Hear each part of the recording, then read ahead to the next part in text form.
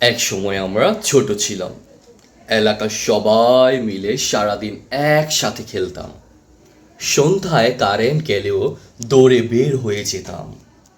কোনো একজন খেলার সাথী একবেলা অনুপস্থিত থাকলে আমরা সবাই মিলে বাসায় গিয়ে খোঁজ খবর নিতাম।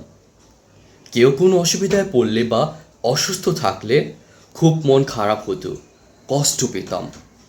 তখন আমরা মানুষ ছিলাম, আমাদের একটা সুন্দর মন ছিল। তখন কোনো আন্দোলন, ছাত্রলীগ, ছাত্রদল, পুলিশ কিংবা ক্ষমতা বুঝতাম না।